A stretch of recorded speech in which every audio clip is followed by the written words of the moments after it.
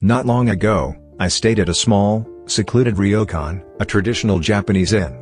Because it was situated in a rather inconvenient location, it rarely got any visitors, and I liked how quiet it was. The staff were attentive, the garden was lovely, and the rooms were spotless. I had nothing to complain about, truly a top-quality establishment. Being up in the mountains, there was nowhere to go for nighttime entertainment, so by the time the day changed, the entire inn had fallen silent. I had gone to bed early, but around 2 in the morning, I suddenly woke up for some reason. After that, I couldn't get back to sleep, so I got the idea to explore the silent corridors of the inn. When I opened the door to my room, the hallway was pitch dark. Only the faint green glow of the emergency exit sign cast a chilly light across the corridor. It felt unusual for a ryokan, but I figured maybe they were just conserving energy or something like that. Entertaining a random thought like times must be tough, I ventured onward, feeling as if I were testing my own courage in the darkness. Suddenly, I thought I saw movement right in front of me, so I strained my eyes. In the moonlight coming through the window, I could faintly make out a middle-aged male staff member standing in front of a guest room door, doing something there. I heard a quiet metallic clinking noise and worried that he might be breaking in to steal something, so I had to observe him. But he wasn't trying to open the door. He was attaching a padlock to it. Sensing I was witnessing something I shouldn't, I quickly ducked into the shadows.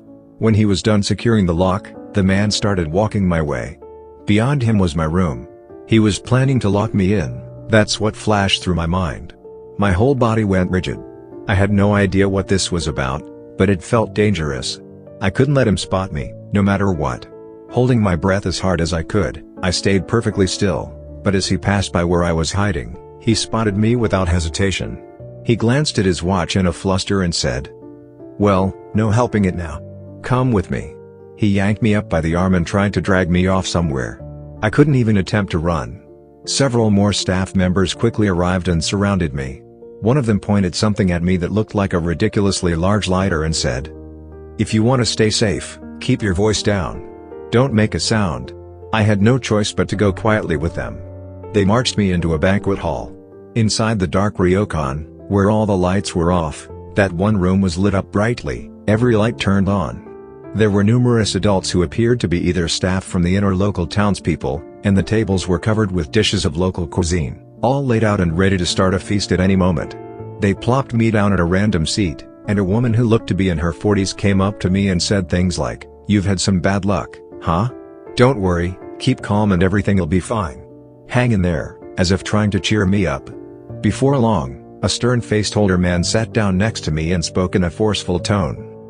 "Once the banquet starts, I want you to look like you're having a grand old time, eating, drinking, and enjoying yourself. Really put on a show of having fun. At some point, a new guest is going to join us, but don't mind them one bit. If you think you might accidentally look at them, then don't. But if you do, avert your eyes, make sure it doesn't look unnatural. Above all, never break the lively atmosphere. We have to welcome this guest every year, no exceptions, so whatever you do, don't be rude." Eventually, the banquet began. The older ladies were considerate enough to serve me dishes and pour me beer, but all I could do was pick at my food with my chopsticks.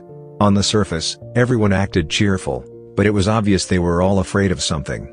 I was silently cursing myself for having woken up at all when I suddenly felt the temperature in the room drop. From somewhere in the dark hallway beyond, I heard the slow, deliberate sound of footsteps, pit, pit, drawing ever closer. The people from the inn seemed to be pretending not to notice. They grew even louder with their cheerful chatter, eating, drinking, and feasting as though nothing were happening. I sensed that talking would only stir up trouble, so I pretended to be thoroughly absorbed in savoring the delicious food. Before long, the sound of those footsteps changed. Whoever it was had stepped off the wooden corridor and onto the tatami-matted banquet hall floor. Out of the corner of my eye, I sensed 2 legs passing by. They weren't so much black as they were simply dark, they exuded a strange presence. Slender like a child's or a woman's legs, yet carrying a tremendous sense of weight. They circled around the long, low table and stopped diagonally across from me, then settled down on a cushion. While I tried to focus on my plate, struggling not to scream, the heavy, frigid air suddenly vanished. Almost by reflex, I lifted my head. All around me, people had let their forced smiles slip, and they looked visibly relieved. "It's over," said the middle-aged woman seated next to me, and I felt all the strength drain from my body at once. After that, A genuine banquet began among those of us who had just shared such a frightening ordeal.